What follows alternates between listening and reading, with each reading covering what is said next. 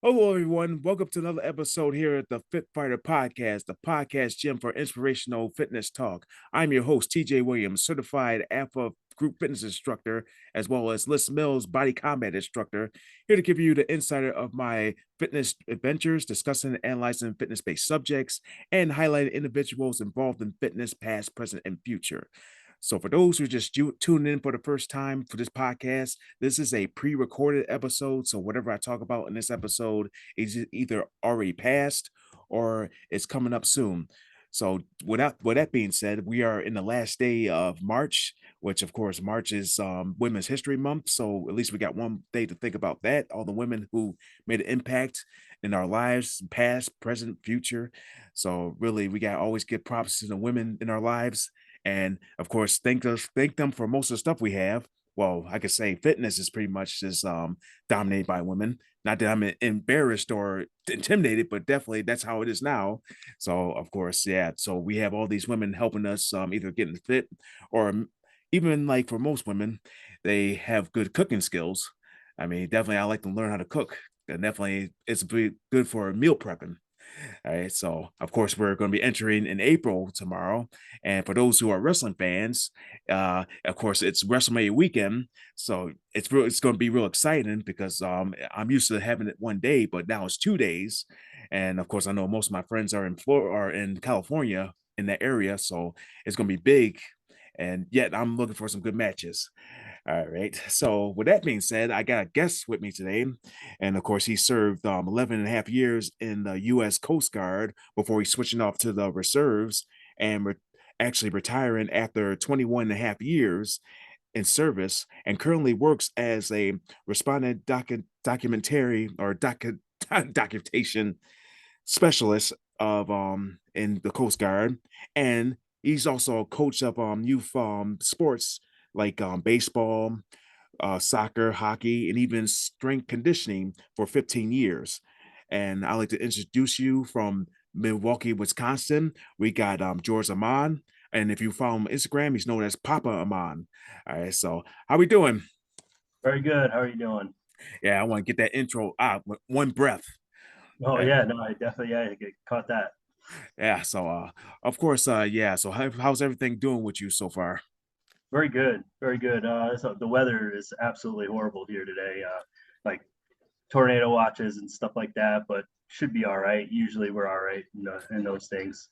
Yeah, I know we had to deal with high pitched wind last weekend. So I mean, we don't get any tornadoes, but we just dealt with the snow for like the past couple days. I mean, not too major, but yeah, it's like I mean, winter is getting its last reps in before spring hits. Ugh. Yep, same here. Every weekend for the last 3 weeks, it seems like we're getting more snow. Yeah, so hopefully this is the last rep we're gonna get. That'd be nice. All right, so this is what we're gonna do, George. We're gonna have you bring us back in time with your life. So this is almost like a then to now type of situation. So we kind of compare to what happened with you back then, and then kind of get to the now. So Okay, all right, so the first question would be describe yourself before getting into fitness. that's it's actually tough because the journey. I mean, like in the beginning, right? Like you're almost like phased. So I got into fitness when I was really young. But much like you, I grew up. I was a big wrestling fan. Um, Hulk Hogan, Ultimate Warrior, those guys, just big, just muscular dudes. Say your prayers, train, eat your vitamins, and be true to yourself. All that good stuff, right? So it kind of started there, and my father really kind of pushed it along. He always had a weight bench at the house, always like a heavy bag, something like that. Um, and then, growing up and just kind of like always active, like one of the things, difference from today. And then when I grew up, we are always outside playing. We're always outside doing Mm, something. So it's always fitness, fitness, fitness, whether you know it or not. Um, and then high school played sports growing up. It was, it was, it just kind of stuck with me. Um, but when I joined in the Coast Guard, I was still very heavy into fitness and whatnot, but I kind of tapered off and life took over. I kind of pause a little bit there. Um, got married, things like that, and kind of took a pause, right? So most recently, my fitness journey began again. I would say about 10 years ago, because there's like a good pause where I would work out intermittently. But about 10 years ago, I really took that step to be disciplined and work with consistency. So and the reason for that is just overall wellness and one. Yeah, it's always great to have some type of indemnity to like keep you pushed into fitness. So yeah, I guess going into sports and then of course going to the Coast Guard definitely push you into fitness. So Yeah. that's really a great indemnity, and of course we're going to talk about your coaching and later on, but yeah. But what would you say your biggest challenge would be starting out? Starting out, we'll talk about 10 years ago, right? 10, Yeah. 15 years ago, about when I started getting real consistent, was actually instilling the discipline. Um, at first it would be like, yeah, I'll get in the gym a couple days here and there. And it started out really good, 2, 3 weeks, a month, start seeing results. Then after that month, 2 months in, the results kind of drop off, and you don't get that instant gratification that everybody seems to be so used to these days. Um, and um, and it became like, I take 2 steps forward, 3 steps back. Um, and it wasn't until I got disciplined and consistent with my regimen that things started being better. Being happy with the journey, right? Not worrying about the instant gratification, knowing that everything is peaks and valleys, and staying consistent is the way to get to your ultimate goal. Yeah, so really, I know usually years ago when I was pretty much in my best shape, of course, I had to deal with a part-time job, and of course, I was going to school then back then.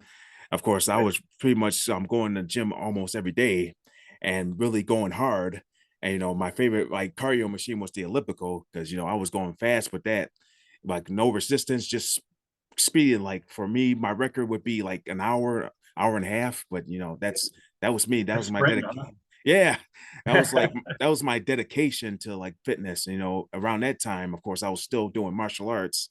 Yeah, so at least the fitness I was doing was like an indemnity to get better with martial arts, and of course, that's really helped me a lot. Right. Uh, all right, so of course, you had your difficult challenges, like you had to be consistent. And let's just say, what was your goal that you're aiming for, or was that your ultimate goal? So if I had to pinpoint the goal starting out, would be just to be in better shape. Um, I'll be honest with you, my kids are older now, and they're starting to get into working out, and I didn't really like that they were getting as big as me. So I kind of was like, all right, I'm gonna really start pushing towards it so that I can make sure that I wasn't passed in the house. But right now, like the ultimate goal, I would love to do a bodybuilding show. That is the ultimate goal. I feel like that if I can get my nutrition down, I can get I don't count macros. If I could start doing that properly and learn how to do that, and incorporate the same workout intensity and style I have, I think I would be able to do one. Not sure how it would do, but I mean, it would be interesting either way. Yeah, so I know I've talked to some few people I know I had on the show, and yeah, they was talking about how they get into bodybuilding. It's like it's a lot of work. Of course, other than like getting good nutrition, it's like trying to get a proper like workout routine. So Right. yeah, it's all no. It's mostly it's heavy weights. Try and like be consistent with that, and then of course eating. Either sometimes you eat heavy, sometimes you eat light. So I mean, that's why I don't do bodybuilding. I mean, I don't have to be that big. I mean, Everything I've seen about it, it's really a mental game more than it is moving the weights. And anybody can move the weights and contract the muscles, but it's putting everything together to get your body in the best shape possible. and the worst thing you have to be careful with is like injuries, of course. Yeah. 100%. Yeah, and I'm still recovering from my knee injury, so I mean, Yeah, I did see about that. Yeah. yeah, I mean, of course, I want to at least get back into the ring, but really just taking it slow. Well, I mean, Right. I want to get my master rank first before I go back to the ring. So that's Right.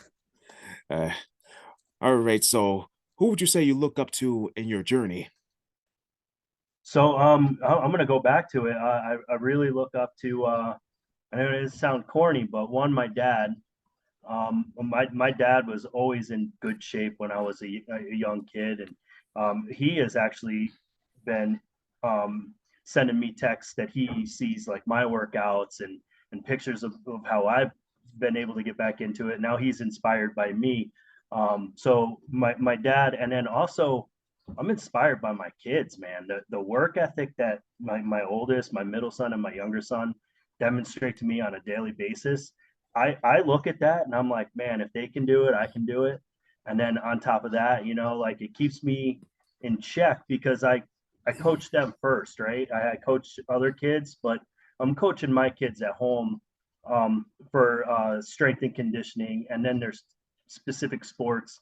Um, and I don't want to look or sound like a hypocrite, right? If I tell them to eat a certain way, I, I should probably eat that same way, right? I'm teaching them how to Yeah. do it.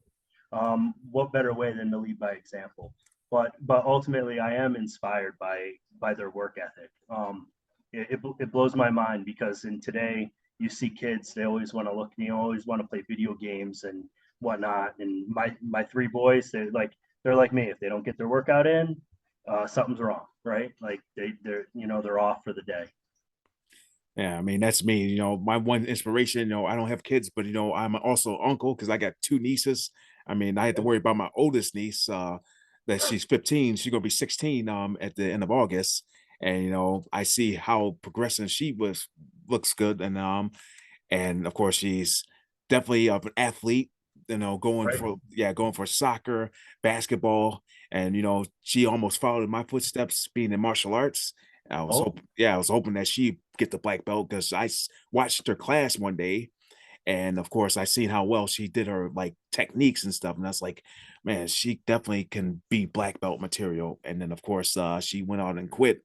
And of course, I know I don't blame her because most of the kids in the class I was watching, it's like there was like not their focus wasn't on martial arts. They just wanted to goof around. So yeah, I yep. mean, that's the trouble I have when I with my students, when I teaching them, what I make sure that other than teaching them the techniques, that they're required for their next test. But it's I also teach about the conditioning, like you would do with your athletes, like strength Right. and conditioning. So in order to get better with their techniques, they have to build their muscles properly.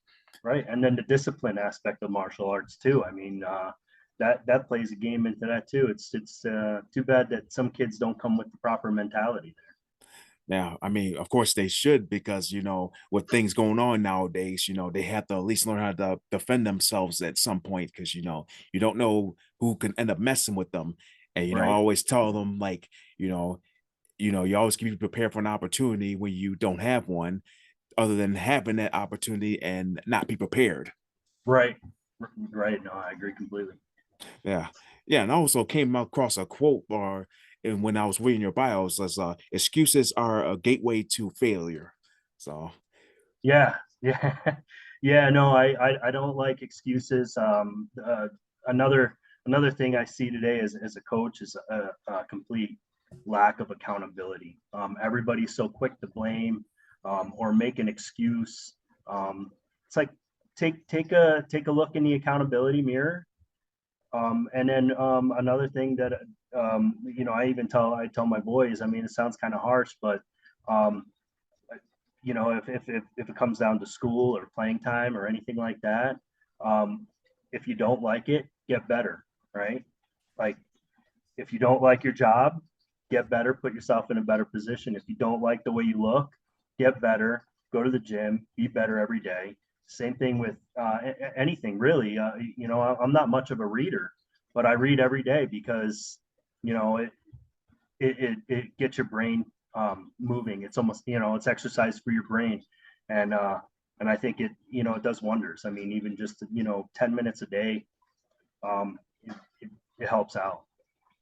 yeah, as I mean, it's basically all about being humble. I mean, too Right. many. I see it's like too many people always exalt themselves, and they expect they get an opportunity, but I mean, if you're just going to sit there and talk about it, I mean, I don't see that what you're talking about is backed up by your actions. I mean, it's all talk. I mean, Right, yeah, 100%. Everything has had like I listen to different podcasts and things like that. But if you take a look, 3 months ago, your actions or inactions are the reason why you're in a position you are today. For the most part, I mean, you can take action on things, and then if you choose not to take those actions, you're right where you're at. yeah. So I'm not going to go out there and say I'm like the best wrestler in the world, knowing that I don't haven't reached to like WWE or Impact or any other. But I'm gonna say let's just say I'm good at what I do, but I know I can get better. Yeah. Right, So yeah, so that's real great that I want to be have some type of indemnity to what I'm saying. So right. I agree. yeah, the same thing like but for sports, like with you, you had an indemnity like going to service, and then you kind of brought that indemnity to like fitness, and then from there you had fitness and you kind of brought it with your coaching. Right. Yeah, yeah. All right. Let's kind of get into your coaching, kind of subject that I wanted to touch base on. So when did you start getting started with coaching? It's actually kind of funny. So I started out my older son. Um, he was I think 8 at the time, and it was his first soccer practice. And then the coach, there was only one guy designated the coach, and he he saw me kicking the ball around, and he was like, "Hey man, you look like you know what you're doing. Would you like to help me out?" And I oddly, I mean, I never played soccer. I never even watched a soccer game in my entire life. I kicked the ball around, right? Um, so I agreed to it, and I spent some time on YouTube looking up how to coach soccer and things like that, and it kind of stemmed from there. Then I was like like assistant coach for baseball, and um, worked on hitting. They had me work with all the hitting because just the hand-eye coordination, things like that. And then fast forward, similar situation with my middle son. There wasn't a coach for his team when he was I think 9 or 10. So I offered to do that, and I've been coaching youth hockey ever since. Yeah, so it's always best to start with the little kids, and they get that mindset. If you give them all that courage and like inspiration, it kind of builds them like up to like even getting to a higher level. So Right. that's This last year, I was assistant coach for my middle son's team. He's 18, and I was also assistant coach for my U14, my younger son's team. And there were two different approaches to each of those. My middle son's team I was completely off X's and O's, and I was only out there to make sure that they maintain a positive um, outlook on the game. If something bad happens, you could see it visibly on their face that they were angry, and you got to kind of work with them, make sure that they know, okay, stuff happens, bring it the next play, right? And it was different with the 14-year-olds. You're trying to get them to play more like a team because they still, don't grasp that team concept, and it's not really a like a forefront on their minds. yeah. So yeah, with dealing with sports team, you have to worry about teamwork. Yeah, Yep. it's the same thing when I'm teaching martial arts. It's a team effort. You always got that one student that is doing good, but yet you got the other students that are not doing so good. So how Right. you get those people that are not doing good to be as good as that one student is And like then still take that one person that's doing good to keep progressing them as well. That's the tough part, right? I'd imagine like you want to work with all of them, but if the one that's really good starts to slip off and isn't developing because you're focusing on the other ones, that you have to kind of put your attention divvy it up, right? yeah. Right. So with your strength and conditioning, so of course, other than teaching them like certain muscles that you gotta develop for a certain sports, I mean, do you also mention like injuries as well? Yeah. So this year for sports and conditioning, I asked, or I was asked by my middle son's girlfriend to help out with their dance team, which I thought was kind of funny because I've never, and I don't have little girls, I've never seen dance.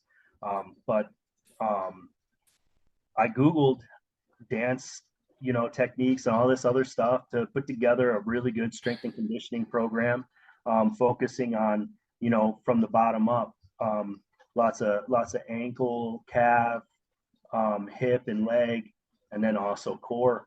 But then yeah, like going into the injury side of it, you want to make sure that you're teaching them how to stretch and warm up properly, because if they're not doing that, especially the older kids, and they have to take like a proactive approach to it. I mean, I, I still play sports now, and I'm probably the worst one at it. Like if I see somebody playing basketball at the park, I'll shoot the ball like 5 times and be like, "Hey, you want to play a game?"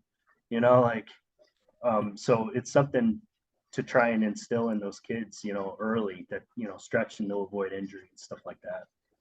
And but it's also best not to stretch too long, and then Nope. that'll like tear the muscle. Correct. Yeah, it's this is a fine line between the two. Yeah, it's like in my when I was like taking my like a course, like mostly they'd mention like three flexibilities. Of course, there's static, active, and functional flexibility. So of course, with dance and other sports, you need all those three type of flexibilities to Yep. make yourself a better performer or a better athlete. Yep. Yeah. Absolutely. Yeah, it's always good to catch it. And I also catch up on books too, like really try to look for anything that is could be more vital for my martial arts or anything else. So Right. that's also good. All right. All right. So what would you say your what most motivational or inspirational quote best describes your journey? Oh, best inspirational quote. I don't. There's so many. Yeah, obviously discipline over motivation. Um, that's a huge quote. That's big to me.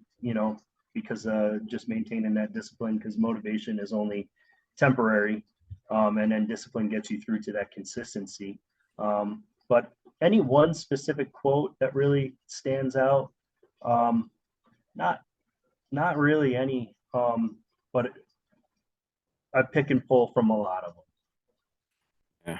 I mean, there's so many quotes out there that really would describe motivation as well as inspiration. Right. It's kind of hard to pick, but It is. well, or either come up with your own inspirational quote. Like, of course, yeah, I say like it's better to humble yourself and be exalted later than exalting yourself and being humbled later. Yeah, I mean, I do have a decal on my basement gym wall. It's like um, it's something along the line is be brave when uh, you're scared, or be humble when you're victorious, and it's quite a few. Like not sure what it says exactly, but I look at it and I read it every now and then when I'm down there. Or I would say like to if you break a sweat, you become wet. If you don't try, you stay dry. Yeah, yeah, that too. Yeah, Yeah, it's true. yeah. So that's like, I mean, I can come up with my own, or I could just look at quotes and then just like, just most of the quotes I get from is Steve Harvey. Of course, everybody knows Steve Oh, Harvey. yeah, You know, what I he's mean, he's great now. I mean, like you see it all the time, right? Like quotes from him. yeah. So one quote that I get my thinking of right now is like, you can't complain about having a full plate when your goal is to eat. So Right. yeah, so you got like all these things on your plate, and you complain that it's too much, but yet, I mean, your goal is to eat. So whatever it's on that plate, it's real vital for your life, your survival. Yeah. No, I one of the things like like if I hear my kids say, "Oh, there's too much stuff in the fridge," and I'm like, "Don't ever complain about a full fridge." Yeah. That kind of thing, you know. I mean, yeah, that's a lot of food to put in your belly, but and less money or more money in your pocket.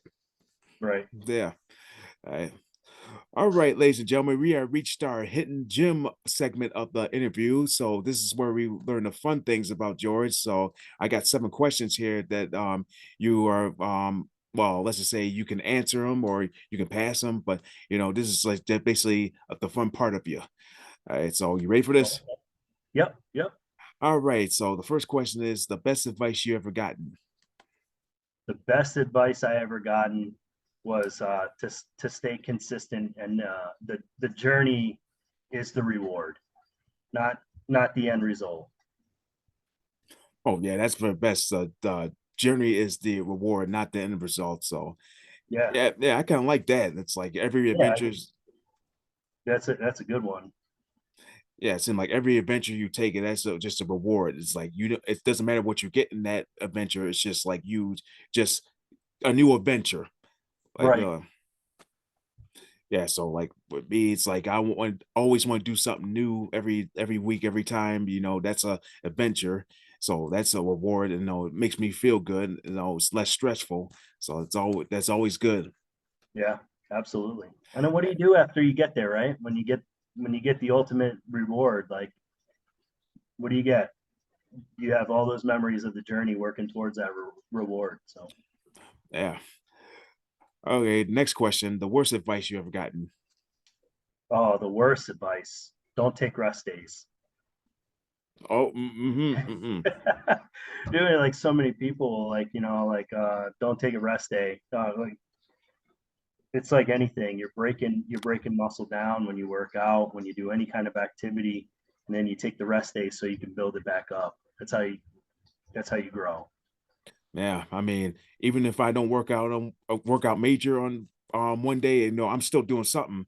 Right. I'm up walking about. I mean, even if I'm cooking breakfast, lunch, and dinner, I'm doing squats or I'm doing kicks in the kitchen.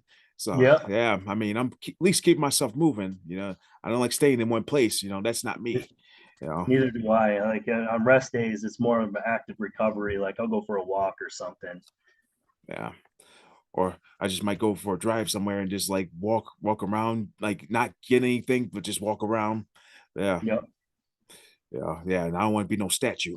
No No, way. not at all. Like even just sitting down at my desk at work, I'm getting antsy, and I'll get up and I'll walk around. Yeah. All right. How would you reward yourself? I kind of call this the guilty pleasure. The guilty pleasure. Oh, so yeah, I lived in Louisiana for about 8 years. I've grown to love king cakes. I'm not sure if you know what that is. King Kid. During Mardi Gras, Oh, it's it's a cake. It's like a cinnamon roll, like a huge oval cinnamon roll, oh yeah, I seen those. Yeah, with icing on top, and so that I don't eat them often, because if we had them in the house all the time, I would not be as fit as I am now, yeah, because I do like those. So that is a guilty pleasure of mine. yeah. I mean, usually I see them in stores. It's like I need at least get me one, not too many, but just one. Yeah. 'Cause I would say like now, well, like with today or nowadays is like, or should I say around this time, they'd be selling Girl Scout cookies. And of course, that'd be my guilty pleasure. Yep.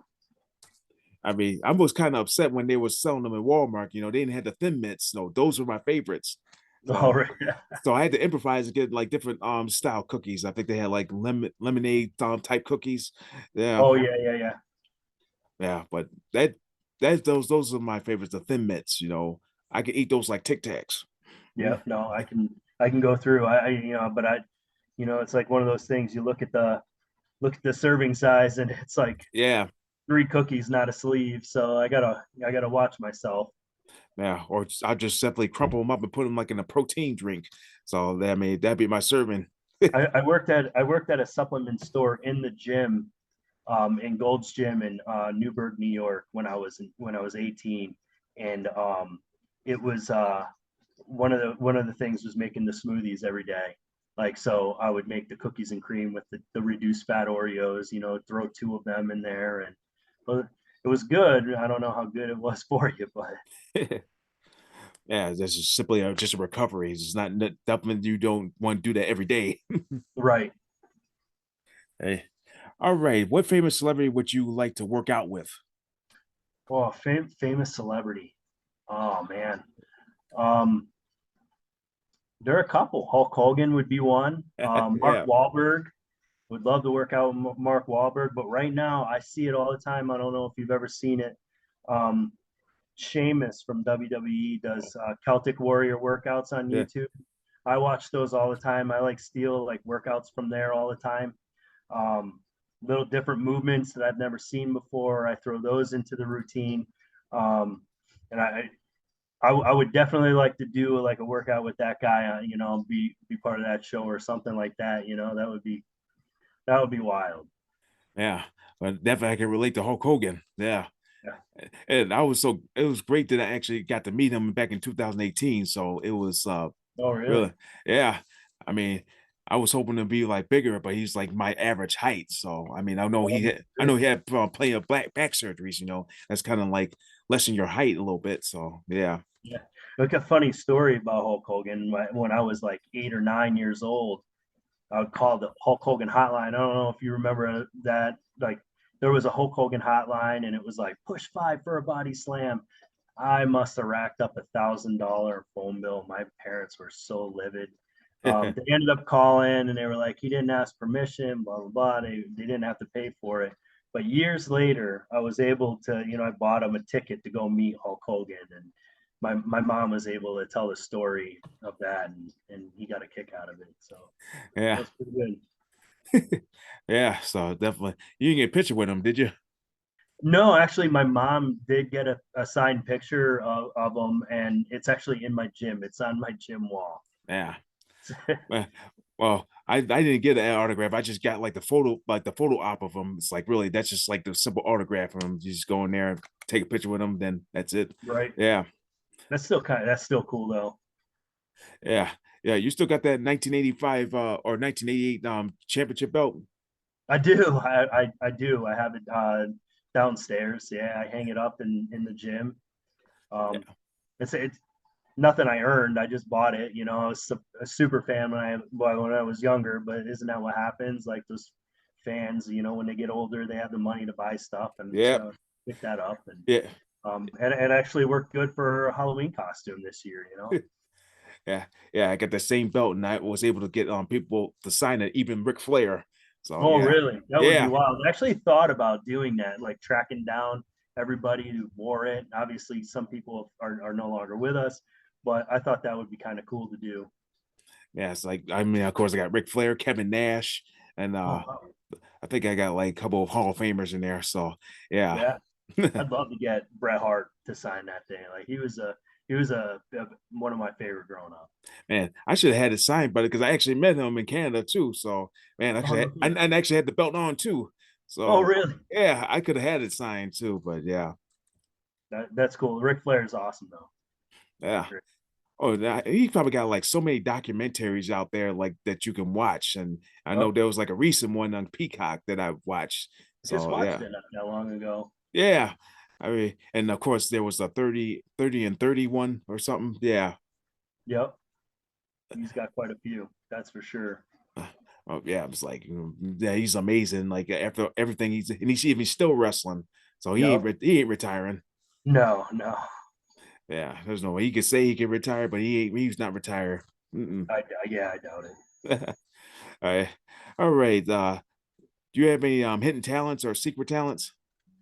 Oh, I could cook.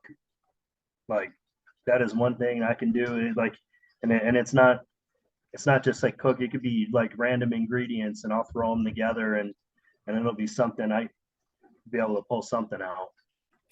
Yeah, so that basically it'd be creativity. Yeah, Yeah, I pretty much do that with myself too. I come up with some type of like some type of meal. Like I don't make simple chicken. I kind of like put either some kind of cheese on it or something, or even like something that I haven't tried yet before. Like really, so yeah. We've quite a robust spice rack. So I I mess around with different things all the time. Like you said, chicken. Like I'll throw different spices, whatnot on it. I just can't eat plain chicken. Yeah, I mean, I have to have some type of flavor. I always Yep. look at something on Instagram or Facebook to see if they got some type of recipe. I have been cheesing out on uh, TikTok reels on how to make like certain things, and I just found out that our oven also has it's an air fryer as well. So we've been using that quite a bit. Yeah. Oh, yeah, that's pretty much a new oven nowadays, like air fryer. So yeah, Yep. yeah, I'm gonna have to get one. So silly. Oh, So much you can do with it. It blows my mind. well, either that or the George Foreman grill. Oh yeah. Oh, I had one of those when I was first starting out, moved out of my parents' house and joined the Coast Guard. I had a George Foreman grill. We use that thing so much. Oh yeah, and I still do. Yeah, Yeah. yeah. If I don't want to go, I'm cooking chicken in the oven. I just take that and just grill it. So Yep. easy Good way to pickings. do it. It's Yeah. easy. Makes it easy. Right. All right. If you were in the movie, what kind of movie would you be in?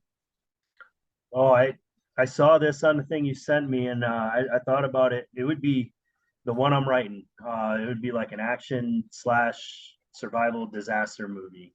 I've been writing this thing for probably 2 years now. I've got about 20 pages or so, and I think it would be great to do like kind of like Sly, right? He wrote Rocky, right? Yeah. Starred in it, kind of the same thing. I've been writing this thing. You know, it's not something I really sit down and just type away, type away. It's like I'll leave, I'll come back. I'll leave, I'll come back. So it's been a slow process. I should probably put more time to it, but if that would be the type of movie I would be an action, like a survival disaster movie. Yeah. So like almost like either the day after tomorrow or even Independence Day. Yeah, similar to that. Yeah, Yeah. yeah. Uh, All right. So last question before we cut out. 10 years from now. 10 years. Well, I'll be pretty close to retiring for the second job. Um, I don't know. I'm hoping I'm at a beach somewhere. Um, you know, uh, do a couple bodybuilding shows in between. Still in shape. I don't think I'll ever break away from this ever again. But I'll be 51 in 10 years, so I'm hoping, you know, that I'm still, still working out every day and still, competing, doing shows, trying to be the best I can. Yeah. So you did mention your son wanted to get into the wrestling, right? Oh yeah, my younger son definitely wants to get into wrestling. That's kind of cool. Like I reached out to one of the local schools, wrestling schools around here. He was actually going to quit playing hockey, and he would wanted to focus on that. Um, but they don't accept anybody that's younger than 17, which is cool. It's understanding. But I made a deal with them, and like you're going to play hockey all the way through high school, and then when you're 17, I'll pay for you. You can go all summer long.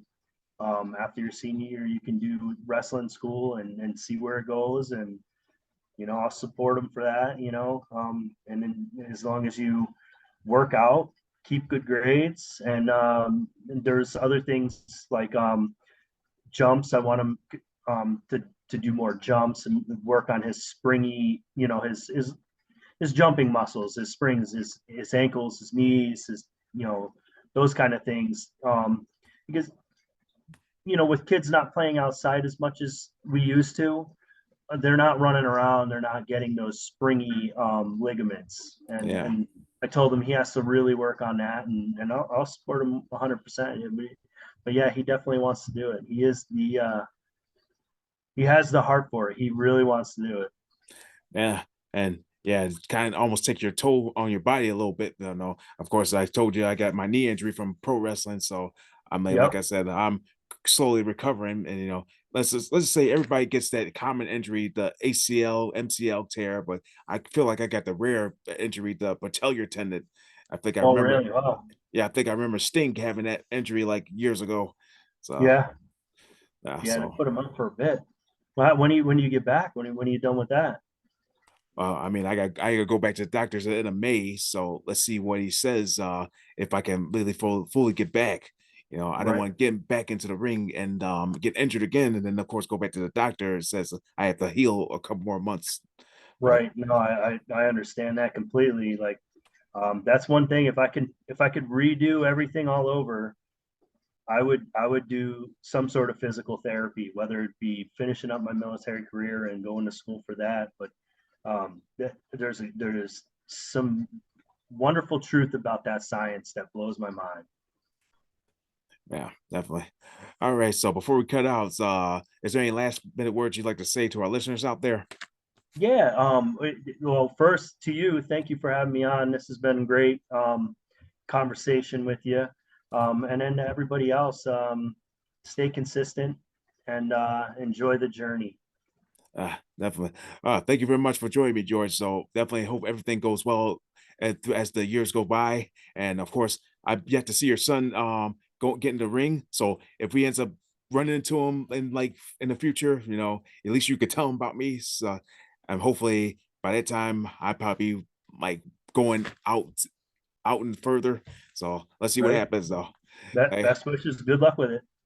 All right, so I'm gonna do my little closing for this podcast. So for those who are just tune into my previous episodes on the bicbpradio.com, Apple Podcasts, and Spotify. And I'll see you next time for another episode here at the Fit Fighter Podcast. This is your host, TJ Williams, closing the